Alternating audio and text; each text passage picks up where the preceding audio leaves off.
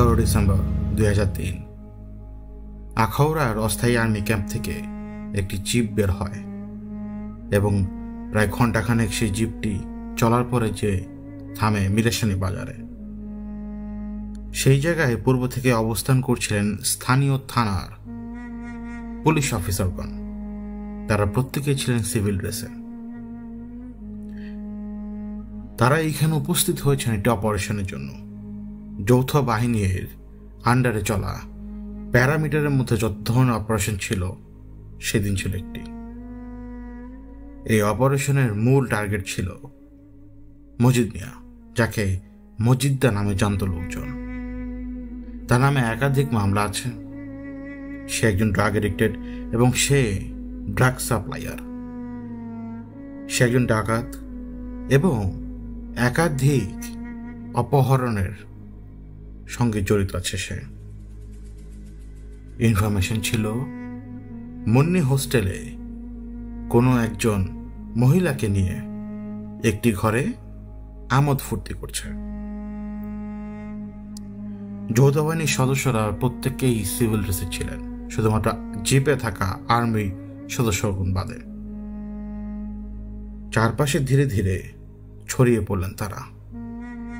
একটি মাকড়সার জাল সাজানো হচ্ছে। এটাকে তারা বলে ফলো দ্য সেট প্যারামিটার। একজন একজন করে জায়গায় গুছিয়ে নিচ্ছেন তারা। অপেক্ষায় আছেন মজিদ্দাকে ধরার জন্য। অপারেশন চালাবার আগে ইনফরমেশন ছিল মজিদ্দা কিন্তু আর্মড, তার সাথে গান রয়েছে। এখন সে কোন ধরনের গান ক্যারি করছে সেই ইনফরমেশন কিন্তু সেনাবাহিনীর কাছেও নেই, এমনকি সিভিলে থাকা পুলিশ বাহিনীর কাছেও নেই।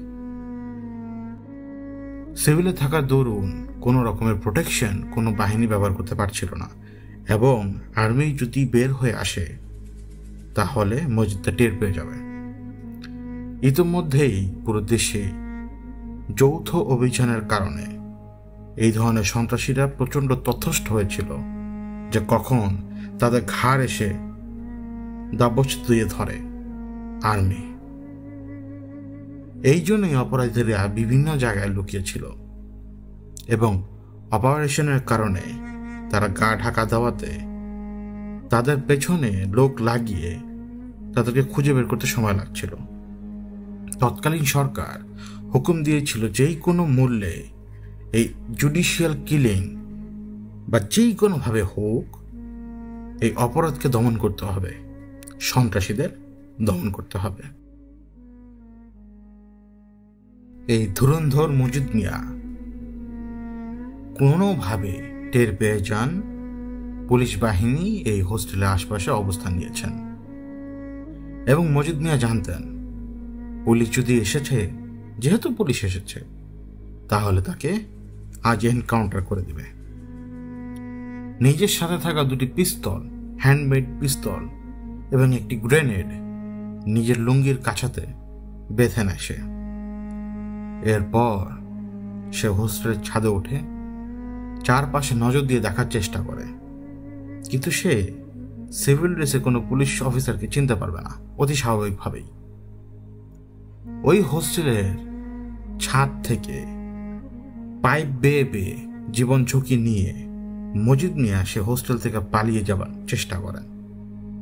এক পর্যায়ে যখন সিভিল ড্রেসে থাকা পুলিশ অফিসাররা বুঝতে পারলেন যে মজিদ পালিয়ে যাচ্ছে, তখন তারা মজিদের পিছু নিলেন। বেশ কয়েক রাউন্ড ওই হাতে তৈরি বন্দুক থেকে গুলি ছুড়ে মজিদ, পুলিশ সদস্যরা তাকে পাল্টা গুলি ছুড়ে। তবু মজিদ মিয়া পালিয়ে যাচ্ছিল, এবং একটা সময় পুলিশ সদস্যরা ধাওয়া করে মজিদ মিয়াকে গ্রেফতার করে। গ্রেফতার করা অবস্থায় মজিদ মিয়া গুরুতর আহত। তার শরীর থেকে রক্ত বেরোচ্ছে গুলির আঘাতে। তাকে দ্রুত হাসপাতালে নিয়ে যাওয়া হয় এবং কর্তব্যরত চিকিৎসক ঘোষণা করেন মজিদ মিয়া মারা গেছেন।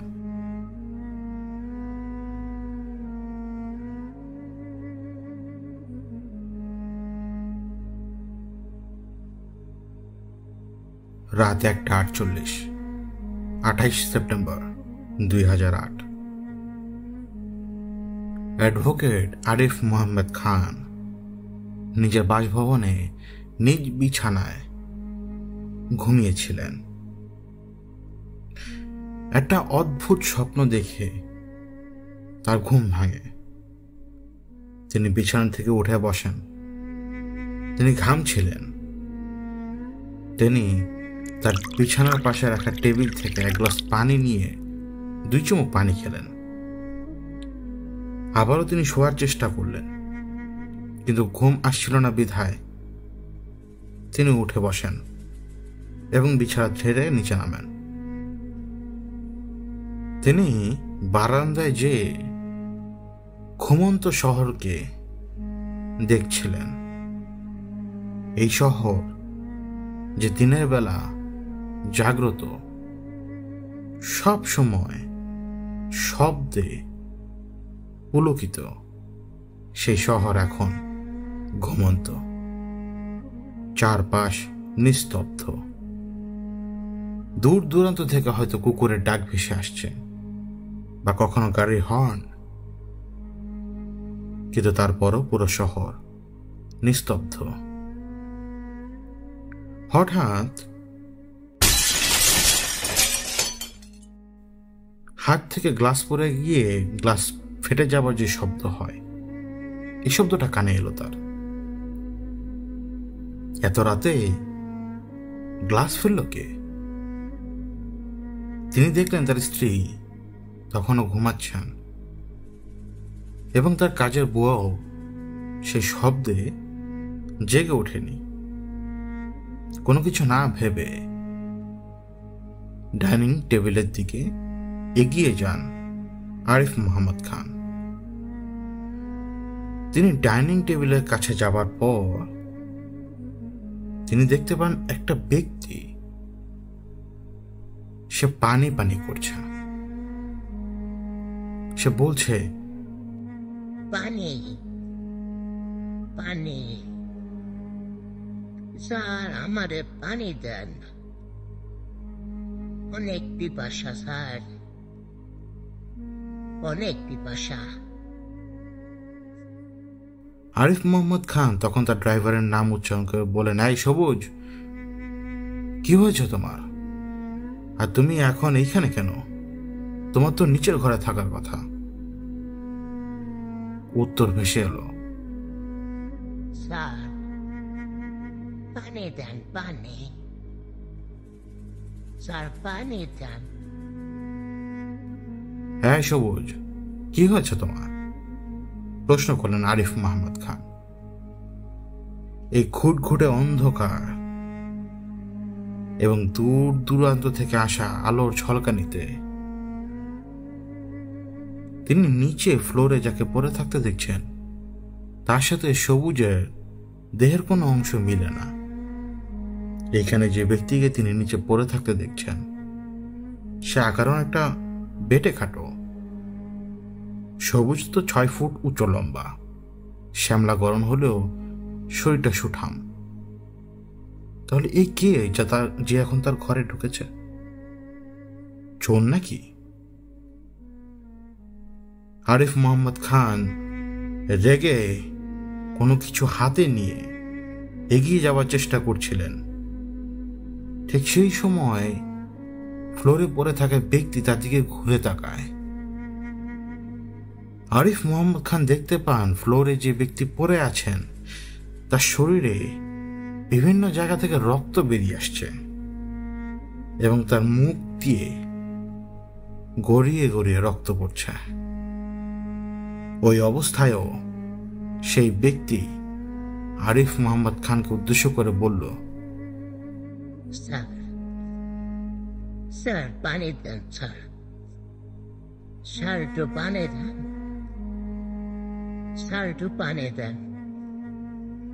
আরিফ মোহাম্মদ খান সাথে সাথে 2 পা পিছিয়ে দিয়ে ডাইনিং স্পেসের লাইটটি জ্বালিয়ে দেন।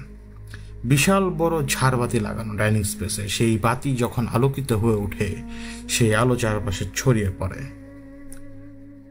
সেই আলো জ্বলে ওঠার সাথে সাথেই আরিফ মোহাম্মদ খান তার মুখ দিয়ে কোনো শব্দ আর বের করতে পারলেন না। পুরো ডাইনিং স্পেসটা তখন পরিষ্কার, এখানে কেউ নেই। তাহলে এতক্ষণ কি তিনি দুঃস্বপ্ন দেখলেন যে তার কাছে পানি চাইছিল, নাকি তিনি হ্যালুসিনেট করেছেন? পাত্তা দিলেন না। একজন শক্ত সামর্থ্য মধ্যবয়স্ক পুরুষ আরিফ মোহাম্মদ খান, যিনি একজন অ্যাডভোকেট, তিনি হ্যালুসিনেট করবেন। তারপর তিনি মেনে নিলেন, কারণ একজন অ্যাডভোকেট হিসেবে তার সারাটা দিন অত্যন্ত কর্মঠ। তিনি বিছানায় যে শুলেন। তিনি বিছানায় যে শোবার পর তার ঘুম প্রায় চলে এসেছিল। হঠাৎ তিনি দেখতে পান যে কেউ তার গলার উপর চেপে বসেছে এবং তার দু হাত দিয়ে সে তার গলা চেপে ধরেছে সেই ব্যক্তি, যে ব্যক্তি তার কাছে পানি খুঁজছিল। স্যার পানি দেন, স্যার পানি দেন, ও স্যার পানি দেন, পানি দেন স্যার, পানি দেন, পানি দেন। হুশ করে উঠে বসলেন আরিফ মোহাম্মদ খান। আচমকে জেগে ওঠা আরিফ মোহাম্মদ খান নিজেকে খুঁজে পেলেন তিনি তার চেম্বারে, এবং তার নিজের চেম্বারের নিজের প্রিয় চেয়ারে বসা, এবং তার সামনে তখনও তার সেক্রেটারি পানি গ্লাস হাতে নিয়ে দাঁড়িয়ে আছে। আরিফ মোহাম্মদ খান ঘুমাতে পারছেন না।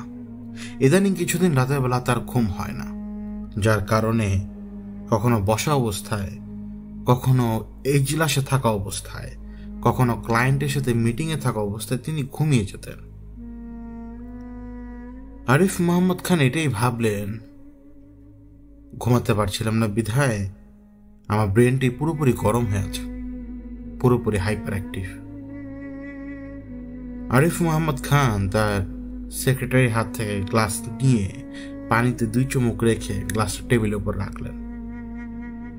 তালুকদার সাহেব, যিনি সেই চেম্বারে উপস্থিত তখন, তিনি এতক্ষণ ধরে আরিফ মোহাম্মদ খানকে অবজার্ভ করছিলেন। তালুকদার সাহেব আরিফ মোহাম্মদ খানের অ্যাডভাইজার। তালুকদার সাহেবের বয়স আরিফ মোহাম্মদ খানের বাবার বয়স সমান। তিনি আরিফ মোহাম্মদ খানকে তুই করে বলতেন। তার সেক্রেটারি সেখান থেকে চলে যাবার পর তিনি আরিফ মোহাম্মদ খানকে উদ্দেশ্য করে বললেন, তুই রাতে ঘুমাতে পারছিস না? তুই ভালো একটা ডাক্তার দেখা। এইভাবে যদি যখন তখন তুই ঘুমিয়ে পড়িস, এটা তো তোর জন্য বড় ধরনের বিপদের কারণ হতে পারে। আর সেবার মনে আছে হান্নানের কেসের যখন হিয়ারিং চলে, তুই এজলাসের মধ্যে ঘুমিয়ে গিয়েছিলি, জজ যেই ফাটাইটা তোকে দিল তো মনে নেই? তারপরও তুই এখন পর্যন্ত নিজে ট্রিটমেন্ট করালি না।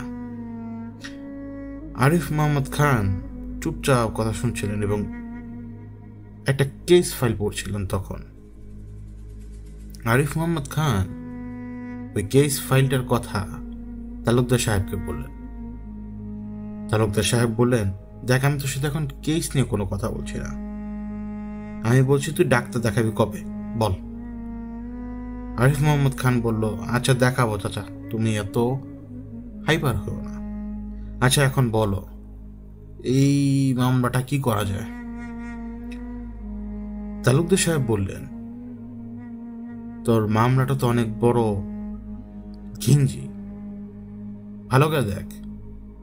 এই আর্মি আসলো, আর্মি আসার পরে এখন আর্মি এই মরা মুর্দা বের করার ধান্দায় আছে।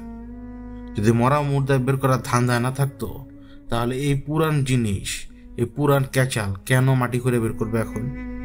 ওই সময় অপারেশন তো ওরা নিজেরাও করেছে না?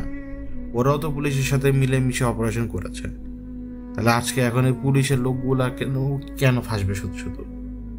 আর এই যে আইন তো করাই আছে না, অধ্যাদেশ দেওয়াই আছে যে দায় মুক্তির অধ্যাদেশ, এরপরও ওরা এটাকে বাতিল ঘোষণা করবে এখন, কারণ ওদের মরুপঞ্জি। এখন ওরা পুলিশ অফিসারদেরকে কাঠ গড়া দাঁড় করাবে, অথচ প্রত্যেকটা অপারেশনের লিড ওরা দিত, পুলিশ ওদের কথা মতো কাজ করত। এটা পলিটিক্যাল ব্যাপারটাকে এখন পুলিশের নেগলিজেন্স দেখাবে। এখন আরিফ মোহাম্মদ খান তালুকদার সাহেবের কথা শোনার পরে আর কোনো কথা উত্তর দিল না, শুধু তাকে এটুকু বলল, চাচা আমি অ্যাডভোকেট কিন্তু এমনি এমনি হইনি, আমিও কত ধানে কত চাল সেটা দেখাতে পারি। চলো ক্লায়েন্টের আজকে জবানবন্দি রেকর্ড করবে, সেখানে যাই। ক্লায়েন্ট তো বাইরে দাঁড়িয়ে আছে মনে হয়, তাই না? তালুকদার সাহেব বললেন, হ্যাঁ বাইরেই দাঁড়ানো। আরিফ মোহাম্মদ খানের যে ক্লায়েন্ট, তিনি হচ্ছেন একজন সাবেক ওসি, তার নাম আব্দুর রফ, ওসি আব্দুর রফ। 11 ডিসেম্বর 2003 সালে ঘটে যাওয়া একটা এনকাউন্টারে, যেটা ছিল যৌথ বাহিনীর অভিযান, সেই এনকাউন্টারে বিচার বহির্ভূত হত্যাকাণ্ডের দায়ে তাকে অভিযুক্ত করা হয়েছে প্রাথমিকভাবে। এখন পর্যন্ত ডিএডি কমিশন তা তদন্ত করছে এবং আজ এই মুহূর্তে তার জবানবন্দি নেওয়া হবে একজন ম্যাজিস্ট্রেটের সামনে। অবসরপ্রাপ্ত ওসি আব্দুর রফ ম্যাজিস্ট্রেটের সামনে তার বয়ান দিচ্ছেন।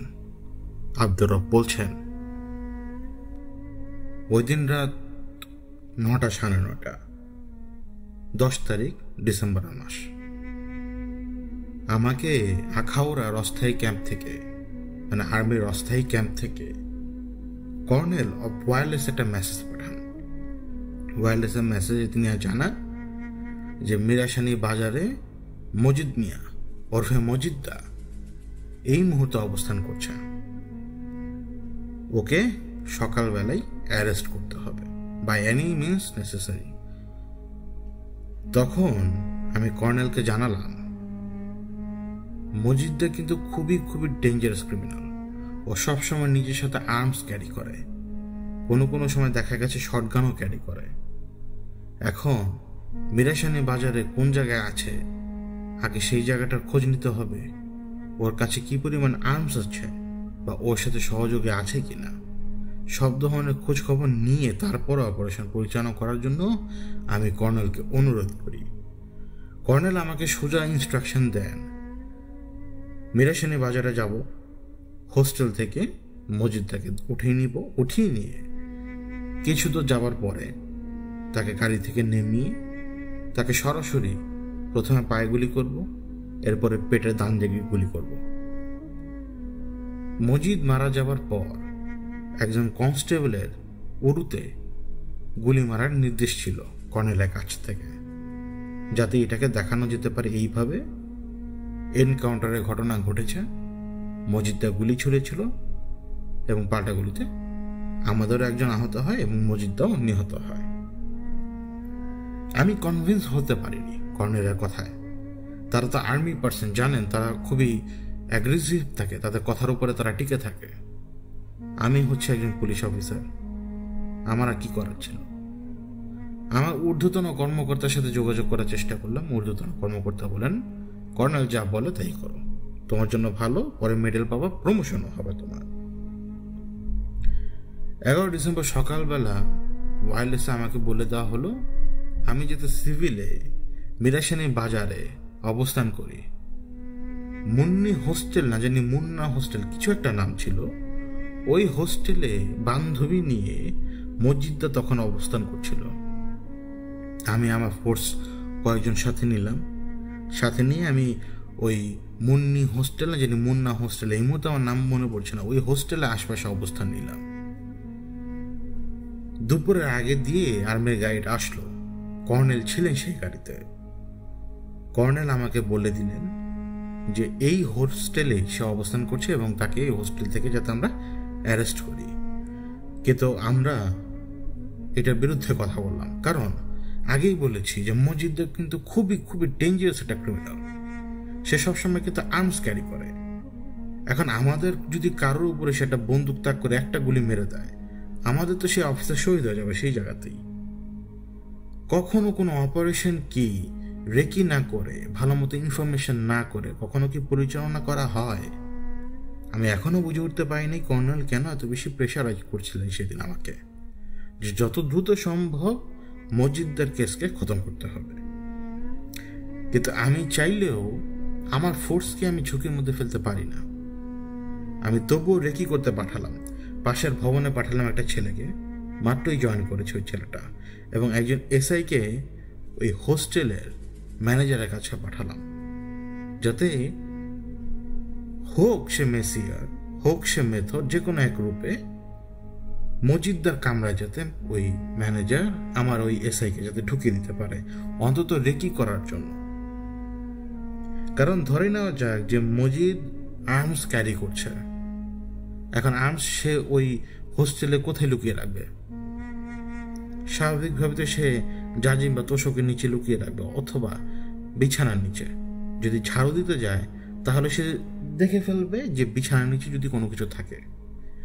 এখন আমার এসআই তখন তো সে ঝাড়ুদার কাজটা করার জন্যই গিয়েছিল, যে বিছানার নিচে কোনো আর্মস রাখা কিনা।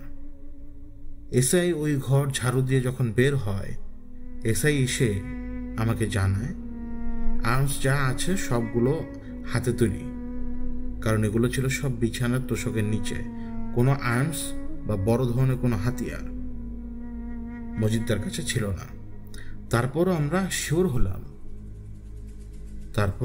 হলাম যে ওর কাছে বড় ধরনের কোনো আর্মস নেই। 2-3টে হ্যান্ড গান যদি ব্যবহারও করে, আহামারি কিছু করে উঠতে পারবে না, যদি ওই হ্যান্ড গানের গুলি সোজাসুজি পয়েন্ট ব্ল্যাঙ্কে আমাদের কারো কাছে যদি না লাগে। এদিকে কর্নেল প্রচন্ড চাপ দিচ্ছেন, এখনই যদি আমরা কিছু না করি তিনি নিজে ঢুকবেন এই হোস্টেলে, এবং তিনি আমাকে রীতিমতো গালাগাল দিচ্ছিলেন, খচ্চর বলে গালাগাল করছিলেন, শুয়োরের বাচ্চা বলে গালাগাল করছিলেন। দেখুন, কর্নেল আমার চেয়ে বয়সে ছোট, আমি একজন ওসি, কিন্তু তার ব্যবহারে আমি সেদিন অত্যন্ত অবাক হই। কিন্তু কি করব, তিনি তখন আমার ঊর্ধ্বতন কর্মকর্তা ওই অপারেশনের। কিন্তু আমি আমার বাহিনীর কারোর কোনো রকম ঝুঁকি নিতে রাজি ছিলাম না। আমি দুজন করে লোক পাঠাই, কিন্তু দুজন করে লোক পাঠানোর আগেই মজিদ টের পেয়ে সে ছাদে উঠে যায়। আমরা কিন্তু তখনও জানতাম না যে মজিদের কাছে হ্যান্ড গ্রেনেড আছে, হাতে বানানো হ্যান্ড গ্রেনেড, এবং হাতে বানানো 2টি হ্যান্ডগান। মজিদ ওই ছাদ থেকে পাশের এক ভবনের ছাদে লাফ দেয়। যখনই সে ওই ভবনের ছাদে লাফ দেয়, উপরে যে 2জন অফিসারকে আমি পাঠিয়েছিলাম তারা দেখতে পায় যে মজিদ পালাচ্ছে। তখন মজিদের পিছু আমরা সবাই মিলে নিলাম। আমার অফিসাররা মজিদকে ধরে ফেলেছিল। মজিদকে আমরা অ্যারেস্টও করি। আমরা চেয়েছিলাম যে মজিদকে কিছু সময় জন্য আমাদের কাস্টাডিতে রেখে পরে তারা যেভাবে পড়ে সেইভাবেই এনকাউন্টার করে দেব। কিন্তু কর্নেল কোনো মতেই শুনতে রাজি নন, এবং তিনি হুকুম দিলেন যদি ওর এনকাউন্টার ওইভাবে এক্ষুনি না করা হয় তাহলে তিনি নিজে আমার পায়ে গুলি মারবেন। এবং তিনি এটাও বলেন যে খচ্চরের পায়ে যদি গুলি মারি তাহলে খচ্চর খোঁড়া হয়ে সারা জীবন খচ্চরের মতোই খুঁড়িয়ে চলবে। কর্নেলের ভাষায় আমি মাত্রার অতিরিক্ত আহত হই, তবুও আমার করার কিছু ছিল না। ওই দিন মসজিদের এনকাউন্টার হয় কর্নেলের নির্দেশেই। এখন আজ এত বছর পরে আমি একজন অবসরপ্রাপ্ত ডেকোরেটেড অফিসার আজকে এইখানে বসে এমন এক ঘটনার বিবরণ দিচ্ছি যার মূল দায়িত্ব আমার উপরে তখন যিনি ঊর্ধ্বতন কর্মকর্তা ছিলেন তার। কিন্তু এখন আমাকে অন্যায়ভাবে এইখানে দোষারোপ করা হচ্ছে, অথচ আমি এনকাউন্টারের কোনো হুকুম দিইনি। আমার অফিসাররা তাকে বন্দি করেছিল, তাকে অ্যারেস্ট করেছিল, কিন্তু কর্নেল নিজ হাতেই গুলি মেরেছিলেন মজিদকে। এবং পরে আমরা প্রেসে জানাই যে মজিদ এনকাউন্টারে মারা গেছে। মজিদ এনকাউন্টারে মারা যাওয়ার পরে কর্নেল যে বন্দুক দিয়ে যে গানটা ব্যবহার করে সে মজিদকে গুলি করেছিল, ওই গানটা সে আমার পিঠের উপরে রগড়ে দিয়েছিল, মানে মুছে দিয়েছিল। মুছে দিয়ে একটা হাসি দিয়ে কর্নেল সেদিন বলেছিলেন, মিশন অ্যাকমপ্লিশ, যাও যে ফুর্তি করো।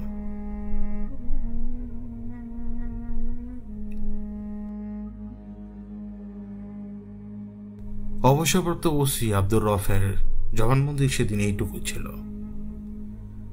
আব্দুর রফের জবানবন্দি দিয়ে দেওয়ার পর তারা সেই জায়গা থেকে যখন সবাই বের হয়ে আসেন, তার সাথে মানে আরিফ মোহাম্মদ খানের সাথে পিপির দেখা হয়ে যায়, মানে পাবলিক প্রসিকিউটরের সাথে দেখা হয়ে যায়, এবং তারা আগে থেকেই পূর্ব পরিচিত এবং বন্ধুত্বের মতো সম্পর্ক তাদের। আরিফ মোহাম্মদ খান পিপিকে উদ্দেশ্য করে বলেছিলেন, শুধু শুধু আমার ক্লায়েন্টকে কেন ফাঁসাচ্ছিস রে? তোরা আসলে কি চাস? তোরা তো জানিস যে সবকিছু ফ্যাব্রিকেটেড। এই অধ্যাদেশ আছে, এই অধ্যাদেশের উপর দিয়ে তো কোনো কিছু তোরা করতে পারবি না। তাহলে অহেতুক তোদের এই বড় বড় পাওয়ারফুল লোকজন কেন এই লোকগুলোকে এখন টার্গেট করা শুরু করেছে? এখন এটা তো প্রমাণ করে দিতে পারবো আমি 1-2 মিনিটেই যে ঊর্ধ্বতন কর্মকর্তা অনুমতি ছাড়া ওরা কেউ কিছু করতে পারে না। পিপি মানে পাবলিক প্রসিকিউটর তো তার বন্ধু।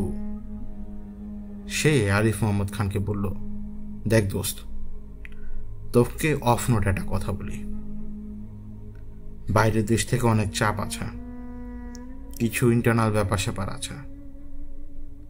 এখন যদি এনকাউন্টারগুলোকে না ঢাকে, ওই এনকাউন্টারের সময় হওয়া 3টা মার্ডার বের হয়ে আসবে। আর যদি 3টা মার্ডার এখন বের হয়ে আসে না, তা তুই কল্পনাও করতে পারবি না, পুরো সিস্টেমটা কেঁপে যাবে, হেলে যাবে। আরিফ মোহাম্মদ খান তখন তাকে জিজ্ঞেস করলো, কি বলছিস? ঘটনা কি? সত্যি করে বলতো, কি বলতে চাস? আরিফ মোহাম্মদ খানকে তার পিপি বন্ধু বলল, দোস্ত, এখন জানিস না, এখন জানার সময়ও হয়নি, তোকে একদিন বলবো, কিন্তু আমার পেছনেও কবুতর লাগিয়ে রেখেছে। যা অফিসে যা, নাহলে বাড়িতে যা। শুনলাম তুই নাকি বেশ কয়েকদিন ধরে ঘুমাতে পারিস না, ঘটনা কি? ভাবি মারটার দেয় নাকি তোকে? নাকি ভাবির সাথে কোনো ঝামেলা হয়ে গেছে তোর? তার এই কথার কোনো উত্তর না দিয়ে শুধুমাত্র হাসলেন অ্যাডভোকেট, শুধুমাত্র হাসলেন। তার যতটুকু জানা ততটুকু তিনি জেনে গিয়েছেন। এর মানে হচ্ছে বড় কর্তারা এমন কোনো কিছু ঢাকতে চাইছেন এই মুহূর্তে, যাই ডিএডি কমিশন তদন্ত করার সময় বের হয়ে আসবে কোনো না কোনো দিক দিয়ে। 2003 সালে ঘটে যাওয়া যতগুলো বিচার বহির্ভূত হত্যাকাণ্ড হয়েছিল, ওই সময় অনেক হত্যাকাণ্ড কিন্তু ঢেকে দেওয়া হয়েছিল এই এনকাউন্টারের চাদর লাগিয়ে। আরিফ মোহাম্মদ খান ততক্ষণে পুরো দানটাই বুঝে গিয়েছিলেন। তিনি খুশি মনে নিজে বাড়িতে ফিরলেন, কারণ এই কেসটা তার জন্য যেতে একেবারে সহজ হয়ে গেছে। আরো বেশি সহজ যে কোন 3টা মার্ডারের কথা তারা বলছে। পিপি যে ইনফরমেশন দিল তার মধ্যে একজনের মার্ডারের কথা খুবই আগে থেকেই ওই অবসরপ্রাপ্ত আব্দুর রফ মানে ওসি আব্দুর রফ তাকে জানিয়েছিলেন। ওইখান থেকে এভিডেন্স পর্যন্ত অ্যাডভোকেটের কাছে দেওয়া হয়ে গেছে। কেস উঠবে এবং অ্যাডভোকেট এই প্রমাণ নিয়েই পাবলিক প্রসিকিউটরের ঘাড়ের উপরে চেপে বসবে তার ক্লায়েন্টকে ফ্রি করার জন্য। এটাই ছিল তার প্ল্যান।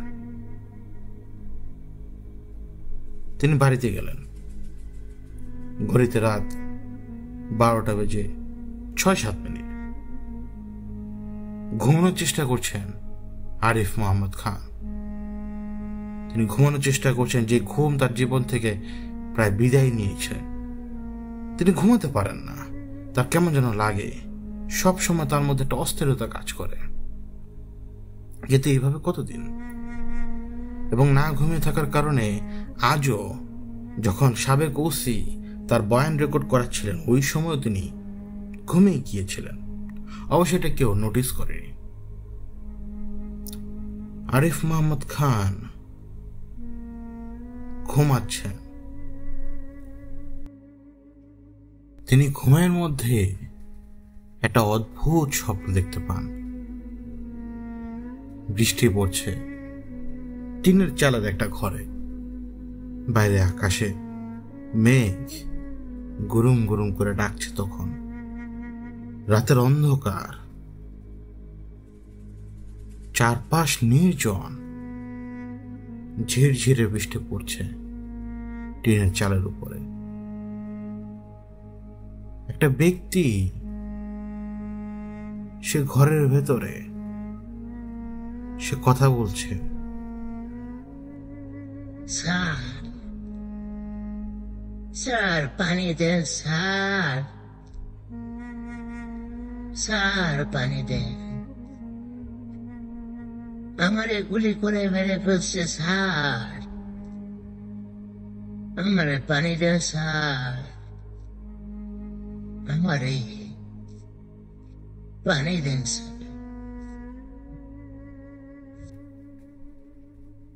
ঘুম ভাঙে, আরিফ মোহাম্মদ খানের ঘুম ভাঙে আবার।